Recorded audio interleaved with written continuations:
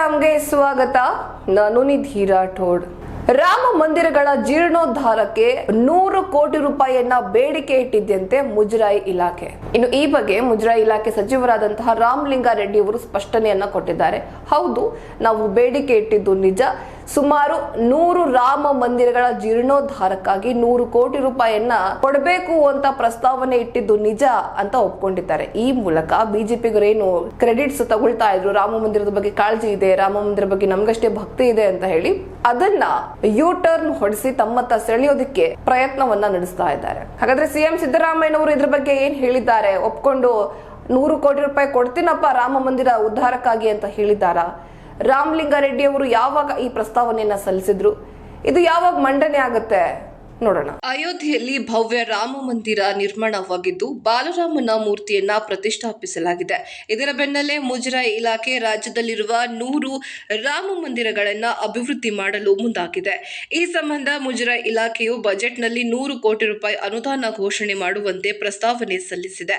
ಈ ಕುರಿತು ಮುಜರಾಯಿ ಇಲಾಖೆ ಸಚಿವ ರಾಮಲಿಂಗಾರೆಡ್ಡಿ ಮಾತನಾಡಿ, ರಾಜ್ಯದಲ್ಲಿನ 100 ರಾಮ ಮಂದಿರಗಳ ಅಭಿವೃದ್ಧಿಗೆ ಬಜೆಟ್ನಲ್ಲಿ 100 ಕೋಟಿ ರೂಪಾಯಿ ಅನುದಾನ ಘೋಷಣೆ ಮಾಡುವಂತೆ ಪ್ರಸ್ತಾವನೆ ಸಲ್ಲಿಸಿರುವುದು ನಿಜ ಎಂದು ಹೇಳಿದ್ದಾರೆ. ನಮ್ಮ ಊರುಗಳಲ್ಲಿಯೂ ಹಲವಾರು ರಾಮ ಮಂದಿರಗಳಿವೆ. ಅವುಗಳಿಗೆ ದೇಣಿಗೆ ನೀಡಲಾಗಿದೆ. ನಾವು ಆ ದೇವಸ್ಥಾನಗಳಿಗೆ ಭಕ್ತರಾಗಿ ಇಂದಿಗೂ ಕೂಡ ನಡೆದುಕೊಳ್ತೇವೆ ಎಂದು ಮುಖ್ಯಮಂತ್ರಿ ಸಿದ್ದರಾಮಯ್ಯ ಅವರು ಅಯೋಧ್ಯೆ ರಾಮ ಮಂದಿರ ಉದ್ಘಾಟನೆ ಸಮಯದಲ್ಲಿ ಹೇಳಿದ್ರು.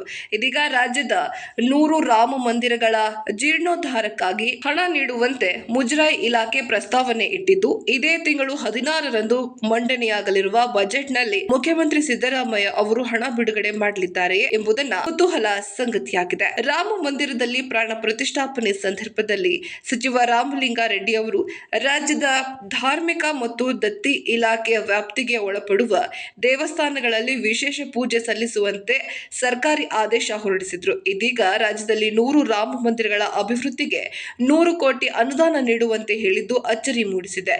ಅಲ್ಲದೆ ರಾಜಕೀಯ ಲೆಕ್ಕಾಚಾರಕ್ಕೂ ಕಾರಣವಾಗಿದೆ. ಅಯೋಧ್ಯೆ ರಾಮ ಮಂದಿರ ನಿರ್ಮಾಣ ವಿಚಾರವಾಗಿ ಬಿಜೆಪಿ ರಾಜಕೀಯ ಲಾಭ ಪಡೆದುಕೊಳ್ಳುತ್ತಿದೆ ಎಂದು ಹೇಳಲಾಗ್ತಾ ಇದೆ. ಇದೀಗ ಲೋಕಸಭೆ ಚುನಾವಣೆಯಲ್ಲಿ ರಾಜ್ಯದ ಸಮುದಾಯದ ಮತಗಳನ್ನ ಸೆಳೆಯಲು 100 ರಾಮ ಮಂದಿರ ಜೀರ್ಣೋದ್ಧಾರದ ಪ್ರಸ್ತಾವನೆಯನ್ನ ಸಲ್ಲಿಸಲಾಗುತ್ತಿದೆ ಎಂದು ಹೇಳಲಾಗ್ತಾ ಇದೆ.